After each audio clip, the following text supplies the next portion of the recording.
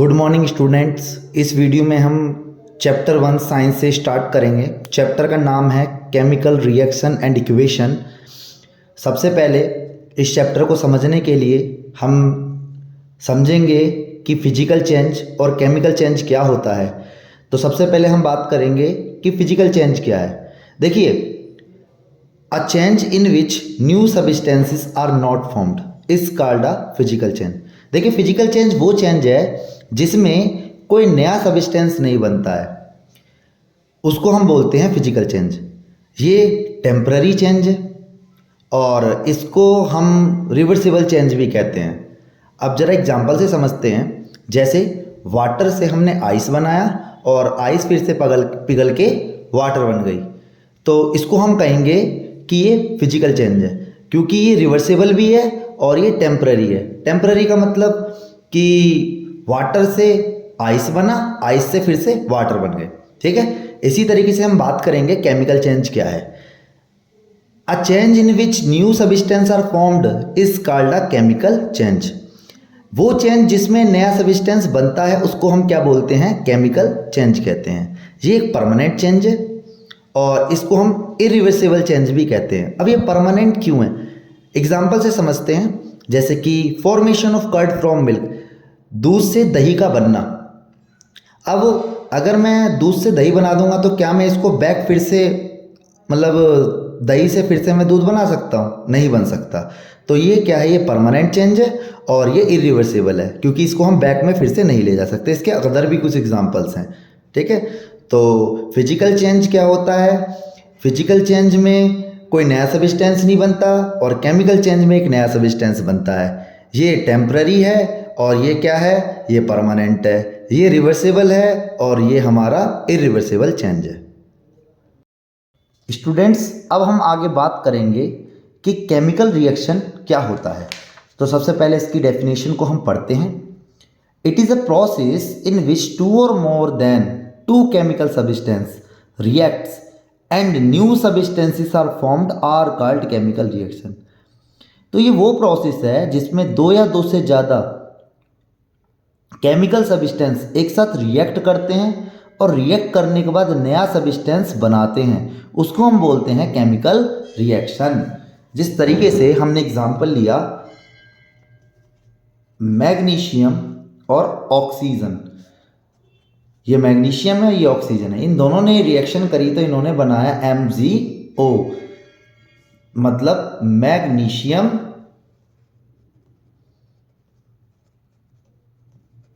Oxide. तो ये दोनों के दोनों जो रिएक्शन में केमिकल रिएक्शन में पार्टिसिपेट कर रहे हैं, ऐसे सब्सटेंस को हम बोलते हैं रिएक्टेंट, और जो बना इन दोनों से उसको हम बोलेंगे प्रोडक्ट। तो आपको समझ में आया कि केमिकल रिएक्शन क्या है? जब दो या दो से ज़्यादा केमिकल सब्सटेंस आपस में रिएक्ट करते हैं और रिएक्ट करने के बाद एक न्यू सब्सटेंस की फॉर्मेशन करते हैं, उसको हम बोलते हैं केमिकल रिएक्शन। जैसे मैंने यहाँ पे मैग्नीशियम की ऑक्सीजन से रिएक्शन कराई तो क्या बना मेरा? Magnesium oxide. यहाँ पे ये केमिकल रिएक्शन बैलेंस नहीं है। आगे हम जानेंगे कि केमिकल रिएक्शन को कैसे बैलेंस्ड करते हैं। अभी मैं ओनली ऐसे ही बैलेंस करके लिख देता हूँ, पर आगे हम जानेंगे कि किस तरीके से केमिकल रिएक्शन को बैलेंस करते हैं। ठीक है, अब जो मैंने आपको समझाया उसकी डेफिनेशन को भी एक बार थोड़ा अच्छे से समझ लेते हैं। Substance which take part in chemical reaction, अभी मैंने आपको बताया था ना कि सब्सटेंस जो केमिकल रिएक्शन में पार्टिसिपेट करते हैं उन्हें हम रिएक्टेंट बोलते हैं, और जो नया सब्सटेंस बना, ठीक है, as a result of chemical reaction are called product. तो स्टूडेंट, अभी हमने जाना कि केमिकल रिएक्शन क्या होता है। अब हम जानेंगे कि केमिकल रिएक्शन के क्या कैरेक्टरिस्टिक हैं। जब एक केमिकल रिएक्शन होती है तो क्या क्या चेंजेस आती हैं, किस किस चीज में चेंजिंग आती हैं। तो सबसे पहले हम बात करते हैं, जब केमिकल रिएक्शन होगी तो उसके स्टेट में चेंज होगा, तो चेंज इन स्टेट, जैसे हाइड्रोजन और ऑक्सीजन, ये दोनों के दोनों अभी हमारे क्या है बेटा, देखिए अभी यहाँ से आपको दिखाता हूँ, ये दोनों के दोनों क्या है, हमारे गैसेस हैं। क्या है ये, गैसेस हैं। और जैसे ही ये दोनों के दोनों रिएक्ट कर जाएंगे तो क्या बना लेंगे, ये वाटर बना लेंगे। और वाटर क्या है, एक लिक्विड फॉर्म है। तो आपने जाना कि पहले दोनों के दोनों की स्टेट क्या थी, जो रिएक्टेंट हैं इनकी स्टेट थी गैसेस, और बाद में क्या बन गई, लिक्विड। इसी तरीके से चेंज में भी कलर होता है, चेंज इन कलर। ठीक है, मैं आपको बोलना चाह रहा था कि कलर में भी चेंजिंग आती है जब एक केमिकल रिएक्शन अकर होती है। जैसे मैंने यहाँ लिया सिल्वर और H2S, इसका नाम है हाइड्रोजन सल्फाइड। इन दोनों ने जैसे ही यहाँ पे रिएक्ट करा तो क्या बनाया, सिल्वर सल्फाइड और हाइड्रोजन गैस लिबरेट हुई। ठीक है, अब पहले कलर जो था सिल्वर का, यहाँ पे वाइट था, और बाद में यहाँ सिल्वर का कलर कैसा हो गया, ब्लैक हो गया। तो जब केमिकल रिएक्शन होती है तो उसके कलर में भी चेंजिंग आती है। अभी बस आपको ये जानना है कि केमिकल रिएक्शन होने से क्या क्या चेंजिंग आती है। ये रिएक्शन अभी याद करने की ज़रूरत नहीं है, मैं आपको बहुत अच्छे से समझाऊंगा कि किस तरीके से हम रिएक्शन को याद करेंगे, किस तरीके से हम केमिकल फॉर्मूलाज को बनाएंगे। ठीक है, अब हम आगे बढ़ेंगे। स्टूडेंट, अब हम बात करने वाले हैं जब केमिकल रिएक्शन होती है तब गैस भी निकलती है, एवोल्यूशन ऑफ गैस। जैसे यहाँ लिखा है जिंक और सल्फ्यूरिक एसिड, इन दोनों ने रिएक्ट करा तो क्या बनाया, जिंक सल्फेट बनाया और हाइड्रोजन गैस लिबरेट हुई। तो आपने जाना कि जब एक केमिकल रिएक्शन होती है तब गैस भी प्रोड्यूस होती है। अब यहाँ पे कुछ सिंबल है, सॉलिड के लिए S, लिक्विड के लिए L, गैस के लिए G और PPT प्रेसिपिटेट। ठीक है, और एक्वा सॉल्यूशन के लिए AQ। सॉलिड लिक्विड गैस तो आप जानते हो, PPT क्या होता है। जैसे कि हमने कोई रिएक्शन कराई और रिएक्शन कराने के बाद कुछ इनसोल्युबल पार्ट वाटर में बच गया, जो नीचे जाके बैठ गया, उसी को हम बोलते हैं PPT। एक्वा सॉल्यूशन वाटर का सॉल्यूशन है, सोल्ट का सॉल्यूशन है, उसको हम एक्वा सॉल्यूशन बोलते हैं। अब हम बात करने वाले हैं जब रिएक्शन होती है तो टेम्परेचर में क्या चेंज आता है। तो जब रिएक्शन होगी तो या तो वो एक्सोथर्मिक होगी या वो एंडोथर्मिक होगी। ठीक है, तो अब हम बात करने वाले हैं एक्सोथर्मिक रिएक्शन क्या है। देखिए, इसमें हम बस आपको ब्रीफ में नहीं बता रहा हूं, मैं आपको ओनली यहाँ पे शॉर्ट में बता रहा हूं, क्योंकि आगे चल के हम इसके बारे में बिल्कुल ब्रीफ में पढ़ेंगे। तो एक्सोथर्मिक रिएक्शन क्या है, in this reaction heat is evolved. ये वो रिएक्शन है जिसमें हीट निकलती है। तो जिंक की जब हम सल्फ्यूरिक एसिड से रिएक्शन कराते हैं तो जिंक सल्फेट बनता है और H2 गैस और कुछ हीट निकलती है। और एंडोथर्मिक रिएक्शन क्या है, जिसमें हीट एब्जॉर्ब होती है। ठीक है, जैसे मैंने कैल्शियम कार्बोनेट को हीट कराया तो कैल्शियम ऑक्साइड और कार्बन डाइऑक्साइड गैस प्रोड्यूस हुई। तो इसके अंदर क्या हो रहा है, इसमें हीट क्या हो रहा है, इसमें हीट एब्जॉर्ब हो रही है। ठीक है, अब हम बात करने वाले हैं formation of PPT। Formation of PPT बोले तो प्रेसिपिटेट। तो जब इन दोनों के बीच रिएक्शन हुआ तो एक PPT बना जो इंसोल्युबल होता है वाटर में, और इसका कलर कैसा होगा, येलो कलर का होगा। तो प्रेसिपिटेट क्या है, इनसोल्युबल प्रोडक्ट है जो आपके एक्वा सॉल्यूशन में बनता है। तो यहाँ पे इन्होंने क्या लिया, लेड नाइट्रेट लिया, और यह क्या लिया इन्होंने, पोटेशियम आयोडाइड लिया। तो क्या बना, लेड आयोडाइड और आपका पोटेशियम नाइट्रेट बना। तो ये जो लेड आयोडाइड है ये आपका PPT है येलो कलर का। आगे हम बहुत अच्छे से जानेंगे कि ये फॉर्मूला PbI2 कैसे बना, ये कैसे बना। उसके लिए मैं एक नेक्स्ट वीडियो लाने वाला हूँ, उसको कोई मिस ना करना, अच्छे से समझना। बहुत बढ़िया से मैं आपको बताऊंगा कि किस तरीके से हम केमिकल फॉर्मूलाज बनाएंगे।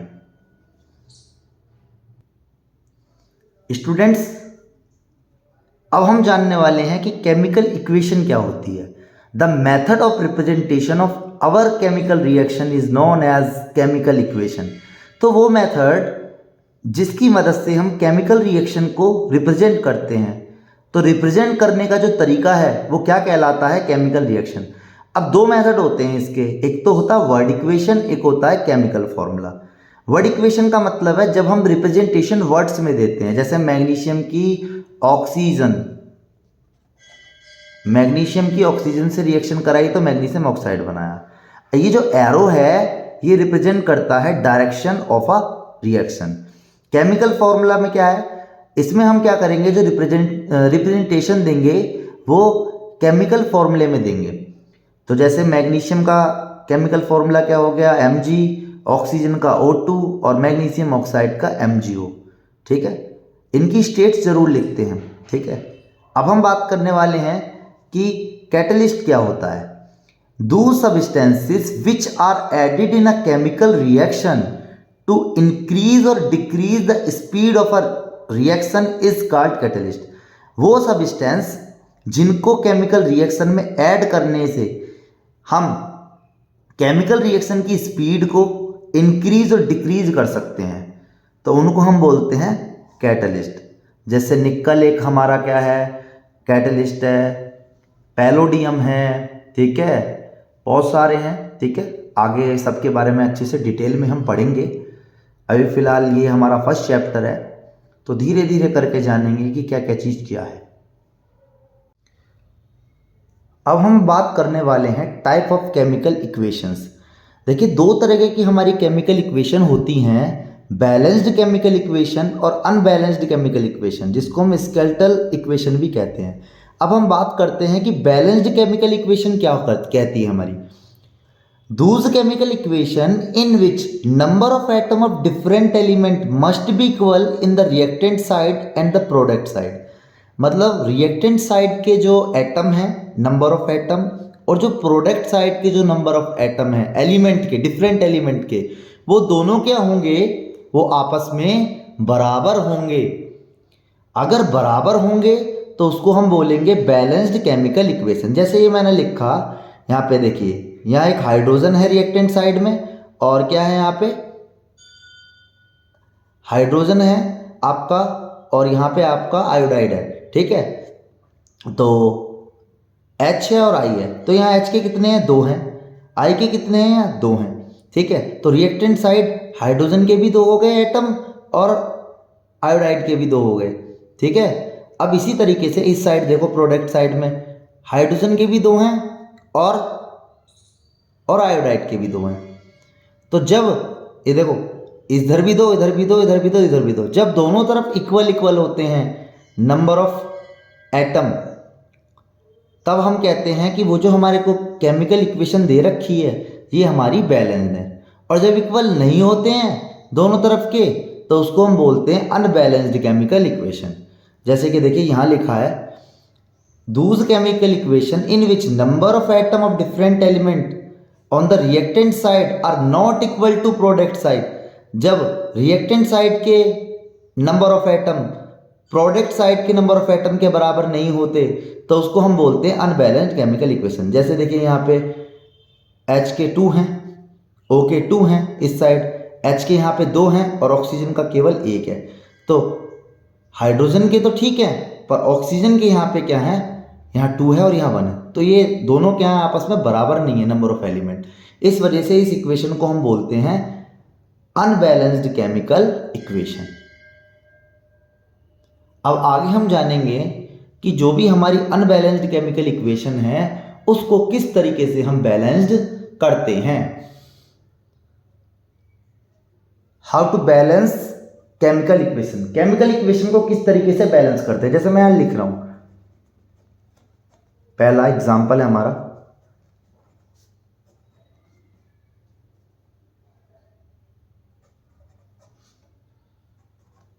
अब जरा यहां देखिए, ये हमारा क्या रिएक्टेंट साइड है और ये क्या है हमारा प्रोडक्ट साइड है। अब जरा देखिए, इधर की साइड के नंबर ऑफ एटम जो है रिएक्टेंट साइड के, इधर की साइड के प्रोडक्ट साइड के, तो यहाँ देखो H है, आई है, एच है, आई है। एच के यहाँ 2 हैं, आई के भी यहाँ 2 हैं। इधर की साइड देखो, यहाँ एच का 1 है और यहाँ भी 1 है। तो कितने की कमी है? 1 की कमी है। तो अगर मैं यहाँ 2 से मल्टीप्लाई कर दूँ तो दोनों तरफ क्या हो जाएंगे? इधर भी 2 इधर भी 2। तो मैं यहाँ बस 2 से मल्टीप्लाई कर दूंगा। देखो अब देखो, एच के 2 आई के 2, एच के 2 आई के 2। तो इस तरीके से हम केमिकल इक्वेशन को बैलेंस करते हैं। एक और एग्जाम्पल लेते हैं।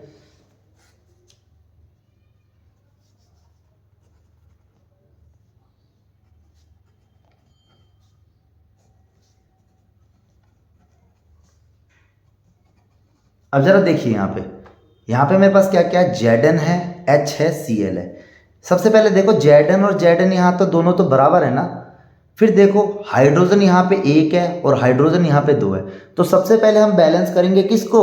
हाइड्रोजन को कर लो, ठीक है। और देखो क्लोरीन यहाँ 2 है और क्लोरीन यहाँ 1 है।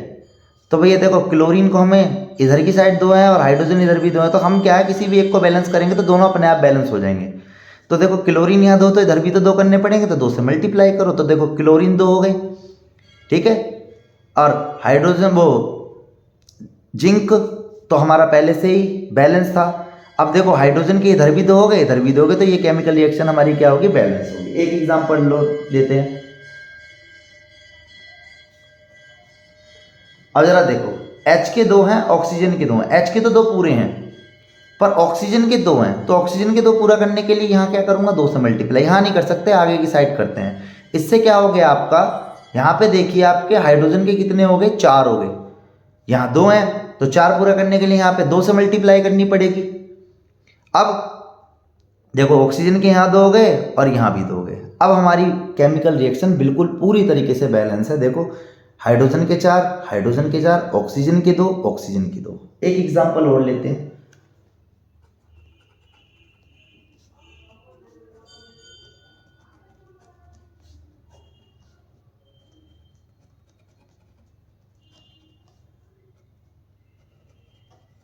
आप देखो ये HNO3 पूरा है, ठीक है।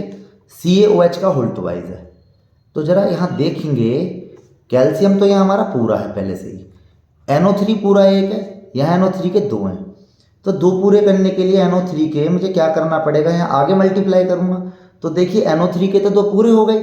अब यहाँ हाइड्रोजन के कितने हो गए बेटा? यहाँ पे हाइड्रोजन के हो गए हमारे 2। अब जरा देखो 2 यहाँ, 2 यहाँ, कितने हो गए? 4। और इधर की साइड हाइड्रोजन के कितने हैं? 2। तो हमें इसको पूरा करना पड़ेगा। तो यहाँ किससे मल्टीप्लाई करेंगे? 2 से।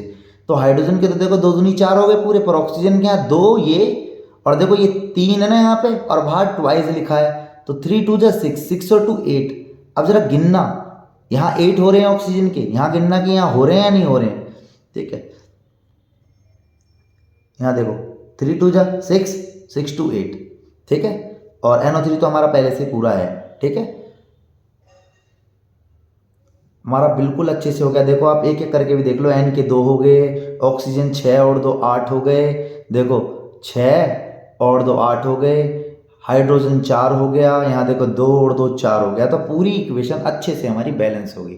तो हम ये देखते हैं सबसे पहले कि क्या बैलेंस है और क्या बैलेंस नहीं है। फिर ऐसा करके हम आराम से केमिकल रिएक्शन को बैलेंस कर सकते हैं। स्टूडेंट्स, अब हम जानेंगे कि 1 से लेके 20 तक एलिमेंट्स विद एटॉमिक नंबर हम किस तरीके से याद करेंगे। तो 1 से लेके 20 तक एलिमेंट्स को हमने 2 हिस्सों में बांटा है। 1 से लेके 10 के लिए एक ट्रिक है और 11 से लेके 20 तक के लिए अलग ट्रिक है। तो 1 से लेके 10 तक के लिए क्या ट्रिक है? देखो, hi, hello, listen, BBC, news of न्यूजीलैंड। H से, हाय से यहाँ पे हो गया H, ये हो गया सिंबल हाइड्रोजन का। हेलो से He हो गया, जो हो गया सिंबल हीलियम का। Li लिथियम, लिशन से Li हो गया लिथियम। फिर B से Be हो गया बरेलियम। फिर इस B से बोरोन हो गया। इस C से ये वाला C हो गया कार्बन हो गया। इसमें न्यूज़ से N हो गया नाइट्रोजन। O से ऑक्सीजन, F से फ्लोरीन। और यहाँ न्यूजीलैंड में ओनली हमें बस Ne लेना है, बोले तो नियोन। फिर उसके बाद 11 से लेके 20 तक की एक अलग ट्रिक है। ना मांग अली से पैसे, सब लोग कल अरे क्या कहेंगे। ना मांग अली से पैसे, सब लोग कल अरे क्या कहेंगे। तो ना Na से हो गया सोडियम, यहाँ Mg याद रखना है मैग्नीशियम, Al से एल्युमिनियम, और एस से यहाँ पे आपको सिलिकॉन याद रखना है, सिलिकॉन का सिंबल होता है Si। पैसे P से फॉस्फोरस, सब लोग S से सल्फर, Cl क्लोरीन, और Ar से यहाँ पे आर्गन हो गया, और K से यहाँ पे पोटेशियम हो गया, और कहेंगे में यहाँ पे मैंने K नहीं लेके Ca लिया है क्योंकि Ca सिंबल होता है कैल्शियम का, तो कहेंगे में Ca लेंगे, कैल्शियम हो गया। इसमें H, इसमें He, इसमें Li, इसमें B से Be, सिंबल बता रहा हूँ आपको कैसे याद रखना है, B C N O F Ne Na Mg Al, Se से Si याद रखना है, पैसे से P याद रखना है, सब लोग में आपको ओनली S याद रखना है, Cl में Cl होगा, अरे में Ar याद रखना है, और क्या में K याद रखना है, और कहेंगे में Ca याद रखना है। इस तरीके से हमें सबसे पहले, अगर हमें अच्छी तरीके से केमिकल फॉर्मूलाज बनाना सीखना है तो सबसे पहले हमें आना चाहिए 1 से लेके 20 तक एटॉमिक नंबर विद सिंबल। ये हमें ज़रूर याद होना चाहिए। अगर ये हमें याद नहीं है तो आगे का काम हम नहीं कर सकते। तो सबसे पहले आज मैंने आपको बताया कि किस तरीके से हम 1 से लेके 20 तक atomic number elements with atomic number याद करते हैं। अब हम आगे जानेंगे कि 1 से लेके 20 तक की वैलेंसी कैसे फाइंड करते हैं, उनका इलेक्ट्रॉनिक कॉन्फ़िगरेशन कैसे करते हैं, उसके बाद ही हम जानेंगे किस तरीके से हम फॉर्मूलाज फॉर्मेशन करते हैं। स्टूडेंट्स, अब हम बात करने जा रहे हैं, अभी हमने जाना कि किस तरीके से हम 1 से लेके 20 तक एटॉमिक नंबर विद वैलेंसी याद कर, एटॉमिक नंबर विद सिंबल किस तरीके से याद करेंगे। अब हम जानेंगे वैलेंसी क्या है, इलेक्ट्रॉनिक कॉन्फ़िगरेशन क्या है। तो सबसे पहले बात करते हैं वैलेंसी, जो आप लोगों ने प्रीवियस क्लास में भी पढ़ा है। तो it is the combining capacity of an element. ये जो है किसी भी एलिमेंट को कंबाइन करने की कैपेसिटी है, उसको हम वैलेंसी बोलते हैं। तो वैलेंसी में हम क्या करते हैं, इलेक्ट्रॉनिक कॉन्फ़िगरेशन करते हैं। इलेक्ट्रॉनिक कॉन्फ़िगरेशन क्या होता है, arrangement of electron in an element. तो जब हम किसी भी एलिमेंट में इलेक्ट्रॉन्स को अरेंज करते हैं, उसी को हम क्या बोलते हैं, इलेक्ट्रॉनिक कॉन्फ़िगरेशन बोलते हैं। अभी हमें यही जानना है वैलेंसी क्या है और इलेक्ट्रॉनिक कॉन्फ़िगरेशन क्या है। तो इलेक्ट्रॉनिक कॉन्फ़िगरेशन क्या है, arrangement of electrons in an element. तो देखिए हमारे पास 4 सेल हैं, K, L, M, N। दो पहले वाले में हम पहले वाले में मैक्सिमम नंबर ऑफ इलेक्ट्रॉन कितने भर सकते हैं, 2। दूसरी वाली सेल में L सेल में हम 8 भर सकते हैं। तीसरी वाली M सेल में हम 18 भर सकते हैं। चौथी वाली N सेल में हम 32 इलेक्ट्रॉन मैक्सिमम भर सकते हैं। सबसे पहले इनको फिल करते हुए आते हैं, ऐसा नहीं कि इसमें एक भर दिया और फिर बाकी के हमने इसमें भर दिया। अब जरा समझना, जैसे इलेक्ट्रॉनिक कॉन्फ़िगरेशन करेंगे हम,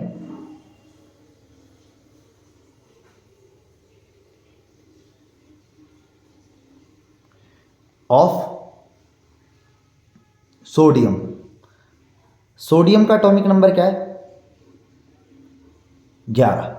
तो इसका इलेक्ट्रॉनिक कॉन्फ़िगरेशन क्या हो जाएगा, शॉर्ट में लिख रहा हूँ EC। तो 11 है ना, तो सबसे पहले मैं पहले वाली सेल में कितने भरूंगा, 2 इलेक्ट्रॉन, तो 2 हो गए फिल। और फिर दूसरे वाले में 8, तो मैंने 11 में से कितने फिल कर दिए, मैंने पहली में 2 और दूसरे में 8, तो कितने हो गए, 10। अब कितना बचा मेरा, 1 बचा, तो 1 जाएगा लास्ट वाले सेल में।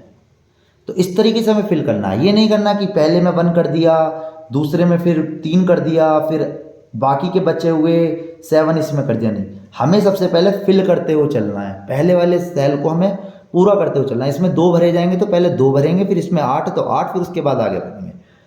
तो इस तरीके से सोडियम का इलेक्ट्रॉनिक कॉन्फ़िगरेशन क्या हो गया, 281।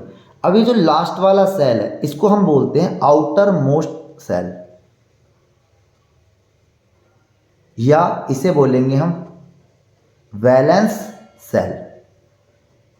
लास्ट वाला सेल क्या कहलाएगा हमारा, आउटर मोस्ट सेल या वैलेंस सेल। ठीक है, अब जैसे 1 2 का और निकालते हैं। ठीक है, समझना जरा बात को अच्छे से। जैसे कि है कैल्शियम, कैल्शियम का एटॉमिक नंबर 20 होता है, और अगर मैं इसका इलेक्ट्रॉनिक कॉन्फ़िगरेशन करूँ तो इसी हिसाब से चलेंगे, 2 8 10। अब बच्चे कहेंगे कि सर आपने रूल बताया है कि 2 8 10 हो गए और बाकी के 10 यहाँ भर देने चाहिए, पर बेटा ऐसा नहीं होगा, यहाँ 10 नहीं भरेंगे, क्योंकि ये जो हमारा सेल है ना M, ये सब सेल में टूट जाता है, और इस वाले में भी पहले हम 8 ही भरेंगे। अब जो बाकी के जाएंगे ना, बाकी के जो 10 बचे वो M में ही जा रहे हैं, मतलब M ने क्या करा, ये जो M सेल है ये सब सेल में टूट गया, मतलब ये 2 हिस्सों में टूट गया, तो पहले वाले में 8 भरेंगे, बाकी के जो भी बचे हैं इसमें जाएंगे। तो अब यहाँ भरेंगे 8, अब कितने हो गए 10 और 8 18, और यहाँ से बचे 2, तो 2 8 8 1 2 8 8 2, इस तरीके से हमें याद रखना है। तो M सेल जो है हमारा, उसमें 18 ना भरते हुए हम सबसे पहले 8 भरते हैं, क्योंकि ये 8 क्यों भरते हैं, क्योंकि ये सब सेल में टूट जाता है 8 और बाकी ये सब, ठीक है। अब इसी तरीके से हम बात करते हैं क्लोरीन, क्लोरीन का 17 होता है, क्लोरीन का 17 होता है, और 17 का इलेक्ट्रॉनिक कॉन्फ़िगरेशन क्या हो जाएगा, देखो बिल्कुल इसी के हिसाब से 2 8 10 हो गए, और कितने बचे लास्ट वाले में जाएंगे 7, तो इसका इलेक्ट्रॉनिक कॉन्फ़िगरेशन क्या हो जाएगा 287। देखिए वैलेंसी फाइंड करने के लिए हमें सबसे पहले अच्छी तरीके से क्या आना चाहिए, हमें आना चाहिए इलेक्ट्रॉनिक कॉन्फ़िगरेशन। अगर हमें इलेक्ट्रॉनिक कॉन्फ़िगरेशन नहीं आता तो हमें बहुत दिक्कत आने वाली केमिस्ट्री 10th क्लास की पढ़ने में, क्योंकि वैलेंसी की मदद से हम केमिकल फॉर्मूलाज बनाएंगे, वैलेंसी की मदद से हम बहुत सारे काम करने वाले हैं, इलेक्ट्रॉनिक कॉन्फ़िगरेशन का भी बहुत जगह यूज़ होगा, ठीक है। तो 287 ये हो गया। अब जैसे कि आप हम ले रहे हैं ऑक्सीजन, ऑक्सीजन का होता है 8, तो इसका इलेक्ट्रॉनिक कॉन्फ़िगरेशन क्या हो जाएगा, पहले में 2, अब यहाँ से कितने बचे 6, ठीक है। अभी हमने जाना वैलेंसी क्या है, it is the combining capacity of an element. फिर वैलेंसी से हमने जाना कि इलेक्ट्रॉनिक कॉन्फ़िगरेशन क्या है, arrangement of electron in an element, electron को अरेंज करना ही एलिमेंट में, उसको हम क्या कहते हैं इलेक्ट्रॉनिक कॉन्फ़िगरेशन। फिर हम किस तरीके से इलेक्ट्रॉन को अरेंज करते हैं, इस तरीके से हमारे पास 4 सेल हैं, खाने मान लो एक तरीके से, पहला सेल K है, दूसरा L है, तीसरा M है, फिर N है, KLMN shell, 2 8 18 32, maximum number of electron can be fill in KLMN, ठीक है। उसी के बाद आगे बढ़ते हैं, इलेक्ट्रॉनिक कॉन्फ़िगरेशन जाना, Na का सोडियम का कैसे करा, 11 होता है एटॉमिक नंबर, पहले में 2 आ गए, दूसरे में 8 आ गए, 10 हो गए, फिर लास्ट वाले में 1 आ गया। जो ये लास्ट वाला सेल होता है उसको हम आउटर मोस्ट सेल बोलते हैं, और इसे वैलेंस सेल भी कहा जाता है। अब हम जानेंगे कि किस तरीके से हम वैलेंसी फाइंड करेंगे, ठीक है। वैलेंसी फाइंड करने के लिए मैं आपको ट्रिक भी बताऊंगा, पर ट्रिक बताने से पहले मैं आपको सबसे पहले बताऊंगा कि किस तरीके से वैलेंसी को फाइंड करते हैं। देखिए जैसे हमें क्लोरीन की ही वैलेंसी पता करनी है, तो क्लोरीन का एटॉमिक नंबर 17 और इलेक्ट्रॉनिक कॉन्फ़िगरेशन क्या हो गया 2 8 7। तो सबसे पहले हम बस इसका लास्ट वाला सेल देखेंगे, जिसको हम बोलते हैं वैलेंस सेल या आउटर मोस्ट सेल। तो ये देखेंगे कि लास्ट वाला जो सेल है उसमें मैक्सिमम कितने इलेक्ट्रॉन आते, 8 आते। अब ये क्या करेगा, ये कोशिश करेगा, देखिए जब ये अपने 8 को पूरे करने की कोशिश करेगा तो उसको हम बोलते हैं ऑक्टेट, कि अपने ऑक्टेट को पूरा करने की कोशिश कर रहा है। और जब ये अपने 2 को पूरे करने की कोशिश करेगा तो हम यहाँ बोलेंगे कि वो अपने डुप्लेट को पूरा करेगा, ठीक है। तो अब देखो 7 इलेक्ट्रॉन है, इसे अपना ऑक्टेट पूरा करना है, क्योंकि लास्ट वाले में ऐसी तरीके से KLMN 2 8 18 और 32, और ये 18 भी ऐसे 8 करके आगे टूट रहा है, मतलब M जो है वो सब सेल में टूट रहा है, तो इसमें 8 होने चाहिए, 7 है, तो इसे अपने पूरे करने के लिए 1 की ज़रूरत है। देखिए ये मैक्सिमम कितने इलेक्ट्रॉन ले सकता है, 1 2 3 4, उससे ज़्यादा नहीं ले सकता, क्योंकि उससे ज़्यादा लेने के लिए इसे क्या है एनर्जी की ज़रूरत पड़ती है, तो ये ऐसा नहीं कर सकता। तो ये क्या करेगा, जब इसे उससे ज़्यादा की ज़रूरत पड़ेगी 5 6 7 8, तो ये क्या करेगा उन इलेक्ट्रॉन को दे देगा और अपने आप को स्टेबल करेगा। तो अब इसे 1 की ज़रूरत पड़ रही है, तो ये 1 इलेक्ट्रॉन ले लेगा। अब ये 1 इलेक्ट्रॉन ले रहा है, इस वजह से इस पर कर्जा आ रहा है, तो इसकी वैलेंसी हो जाएगी -1। तो क्लोरीन की वैलेंसी क्या होगी -1। इसी तरीके से कैल्शियम 20 है, 20 को कैसे तोड़ेंगे 2 8 8 2, लास्ट सेल में 2 इलेक्ट्रॉन है, इसे अपने ऑक्टेट को पूरा करने के लिए कितने की जरूरत पड़ रही है, क्योंकि ऑक्टेट ही तो है, मतलब इसे अपने उसको पूरा करने के लिए कितने की जरूरत पड़ेगी। अब जरूरत पड़ेगी देखो कुल मिलाकर देखिए 8 तो यहाँ से मैंने ले लिए हैं, ठीक है, 8 तो यहाँ पूरे फिल कर लिए। अब M में ये लास्ट वाले में कितने बचे, 10 बचे, 10 में से 2 मतलब 8 पूरे करने। अब 8 तो नहीं ले सकता, इतने सारे इलेक्ट्रॉन कैसे लेगा, तो इतने सारे इलेक्ट्रॉन नहीं ले सकता। मैंने क्या बताया था, ज़्यादा से ज़्यादा कितने इलेक्ट्रॉन ले सकता है, 1 2 3 4। तो इसे तो जरूरत ज़्यादा की है ना, तो ज़्यादा इलेक्ट्रॉन नहीं ले सकता, इस वजह से 2 इलेक्ट्रॉन डिनोट कर देगा, दान कर देगा। दान कर दिया मतलब ये पॉजिटिव रहेगा, तो इस वजह से कैल्शियम की वैलेंसी हो जाएगी +2। एक दो और समझते हैं, जैसे कि सोडियम है, एल्युमिनियम है, मैग्नीशियम है। अच्छे से समझाता हूँ, इसका क्या हो जाएगा 281, और एल्युमिनियम का 283, मैग्नीशियम का 282। तो इसके में 1 है, इसके में 3 है, और इसके में 2 है। 1 है तो मैंने क्या बोला था, 1 2 3 4 इलेक्ट्रॉन ले सकता है, तो ये क्या कर देगा, दे देगा अपने आप को, तो स्टेबल हो जाएगा, 28 हो जाएगा, तो इसकी वैलेंसी हो जाएगी +1।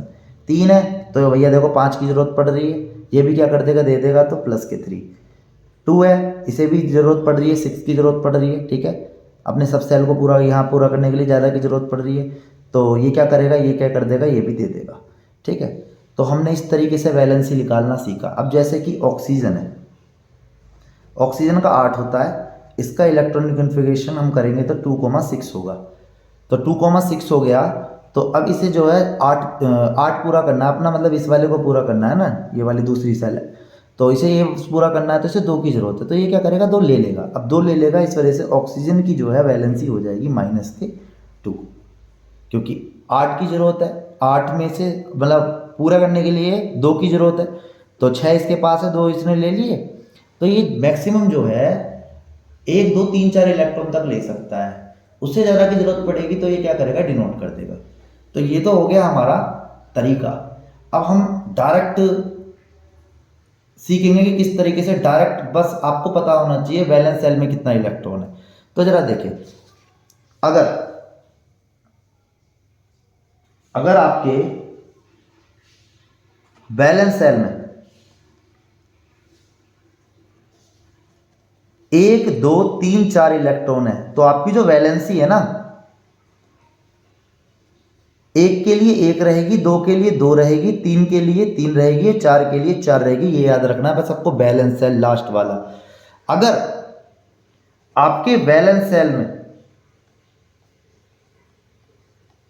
5 6 7 8 इलेक्ट्रॉन है, तो आपकी वैलेंसी कैसे फाइंड होगी, आप क्या करेंगे, 8 में से माइनस करेंगे नंबर ऑफ इलेक्ट्रॉन, ये जो आपको दिए हुए हैं।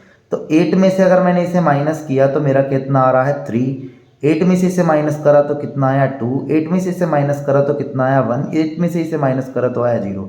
अगर 5 है तो 3 है, और 6 है तो 2 है, 7 है तो 1 है, और 8 है तो 0 है।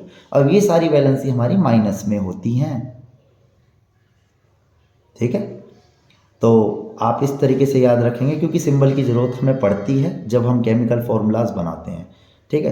तो वैलेंस सेल मैंने बता दिया, अगर वैलेंस सेल में 1 2 3 4 इलेक्ट्रॉन, 1 के लिए 1, 2 के लिए 2, 3 के लिए 3, 4 के लिए 4, पर अगर 5 है तो 3 होगा, 6 है तो 2 होगा, 7 है तो 1, 8 है तो 0। इस तरीके से हम डायरेक्ट वैलेंसी बिल्कुल अच्छी तरीके से याद रख सकते हैं।